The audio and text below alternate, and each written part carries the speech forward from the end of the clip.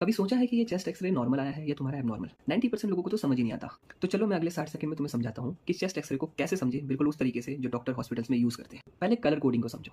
X ray के अंदर हमेशा एयर डार्क ब्लैक कलर की होती है, क्योंकि एक्सरे एयर के थ्रू पास हो जाता है इजीली। वहीं बात करें बोन्स और हार्ट की, तो एक्सरे बहुत ही इजीली इनके थ्रू पास नहीं हो पाता, इस वजह से ये एक्सरे के अंदर ग्रे कलर के दिखते हैं। अब लंग्स की बात करते हैं। लंग्स के अंदर भी तो एयर होती है, इसलिए लंग्स भी डार्क ब्लैक दिखने चाहिए।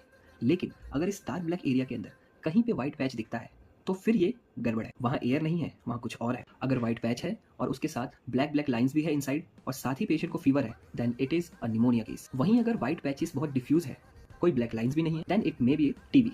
हम बाकी टेस्ट भी करेंगे। अब नीचे के कॉर्नर्स को देखो। This is called costophrenic angle. ये बहुत ही शार्प होनी चाहिए, और अगर शार्प है तो नॉर्मल है, बट अगर ब्लंट है यानी यहाँ पे फ्लूइड आ गया है, and this is a case of pleural effusion. अब आते हैं हार्ट को चेक करने पे। एक सिंपल रूल याद रखो, हार्ट की विद चेस्ट की विद के हाफ से ज्यादा नहीं होनी चाहिए। अगर ज्यादा है देन इट इज कार्डियोमेगाली। अगर कार्डियोथोरेसिक रेशियो 50% से ज्यादा है then it is a red flag. And then हम सबसे लास्ट में स्कैन करेंगे रिब्स को, कोई फ्रैक्चर तो नहीं है, और उसके अलावा कोई अनएक्सपेक्टेड मास भी चेक करें। ये है डॉक्टर की बेसिक चेकलिस्ट, और मैंने तुम्हें बेसिक सारी इन्फॉर्मेशन दे दिया। लेकिन अगर आप में से कोई इंटरेस्टेड है जो कि एक्सरे को बहुत ही डिटेल में समझना चाहता है इजी लैंग्वेज में, तो मैंने एक पीडीएफ प्रिपेयर करी है जिसके अंदर इस एक्सरे को बहुत ही इजी लैंग्वेज में समझा रखा है। तो अगर आप में से कोई इंटरेस्टेड है उस पीडीएफ में, तो देन कमेंट एक्सरे एंड मैं वो पीडीएफ आपके डीएम में ऑटोमेटिकली भेज दूंगा। फटाफट इस वीडियो को बाकी लोगों के साथ भी शेयर कर दो, क्योंकि अपने एक्सरे को समझना सबका राइट है।